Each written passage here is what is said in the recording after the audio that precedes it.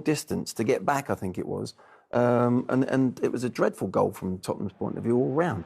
Here we got it there. It's a poor goalkeeper, but look, Romero's just on his heels, not even aware of that second ball that, what if my goalkeeper doesn't make the save that he should do? And that's what he doesn't react, does he? He doesn't react, he's on his heels, he's dreaming of cleaning his World Cup medal, I think, at the time. And 3 errors leading to goals this season now for Hugo Lloris, more than any other Premier League player. I think he's made mistake after mistake.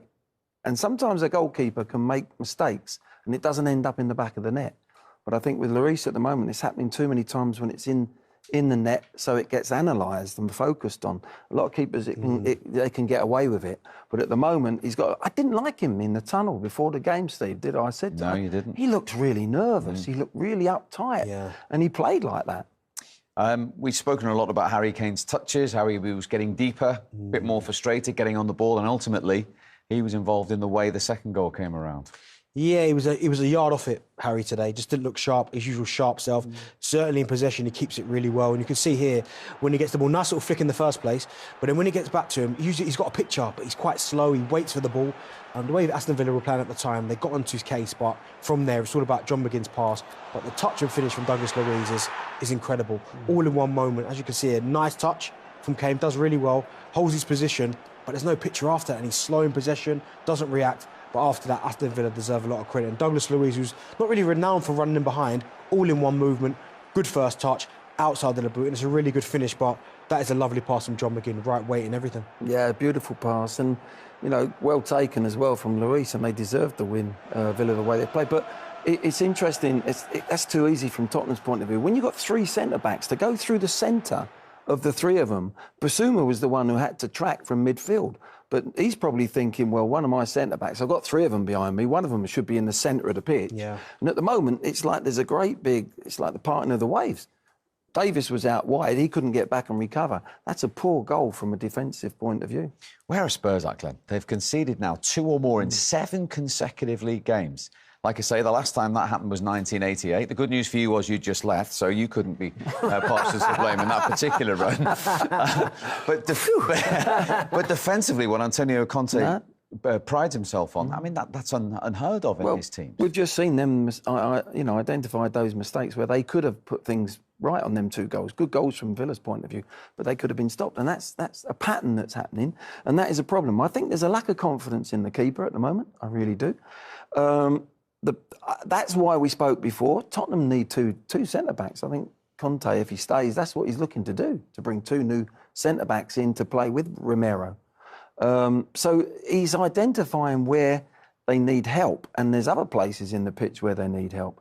I've said along, they've got a very good squad in a sense. If you lose Mora, Kulusevski and Richarlison, that's a big miss, but they couldn't cope. That team that finished on the pitch there at the end was unrecognisable to any Spurs fan, really. And I think there's a deeper problem there, and it's got to be sorted out quickly. The fixtures that are coming round the corner are tough fixtures. They've got to go to Palace now, away, under the lights, tough place to go. And then I think, you've got the North London derby, Man City twice in there. And any game at the moment for Tottenham, I don't care if it's home or away, against any opponent, at this moment in time, is a difficult game. That's not the run of fixtures you want with the run of form that they're on. No, it's not, because you're right. Going to Crystal Palace under the lights will be difficult. North London derby, Arsenal flying. But just got to find a way of playing, I think, Spurs. I mean, they almost look more comfortable when they can sit in, defend from a kind of deep shape and then hit teams on a counter-attack. But almost when Spurs have to kind of take the game to the opposition because they're expected to, because they're the better side, that's where they struggle. And I think at the minute they're kind of caught in between. But of course, when you could see goals, you go 2 down, 1-0 down early. At the minute, you can get away with it with some teams in the Premier League. But at some stage, it will catch up with you. And today was a prime example of that. Yep, bad day at the office for Tottenham, but a terrific day for Unai Emery and Aston Villa, who've now picked up 9 points under his stewardship from a possible 12. Next up, the game for 7 games now on the spin. That's really troubling, I would imagine, for a manager. You can't allow that to continue. Yeah, but we are conceded the first goal, and for sure we try to play to score goals, and then there is an opponent that could score like you during the game, and Yeah, now we have to start, but I think that we are understanding very well that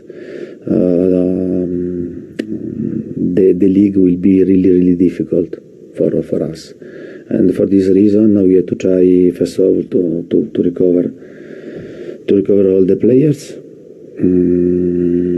and then we have to know that in every game we can. We have to fight, and we have to show, to be strong, because the league will be very difficult for us. We have to know this, and I want to be honest, I want to be very clear.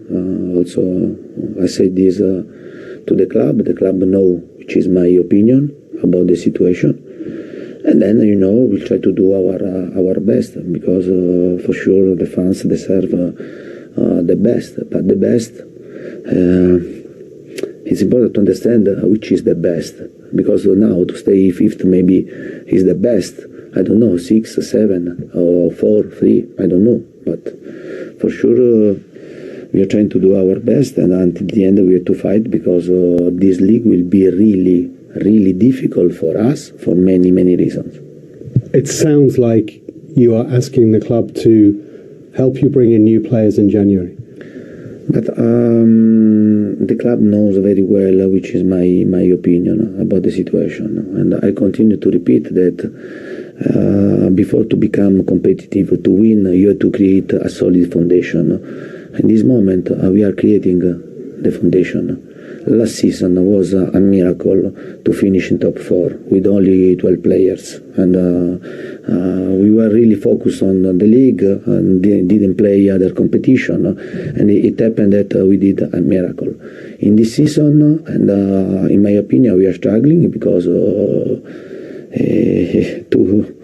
compete in many competitions and to have injuries, and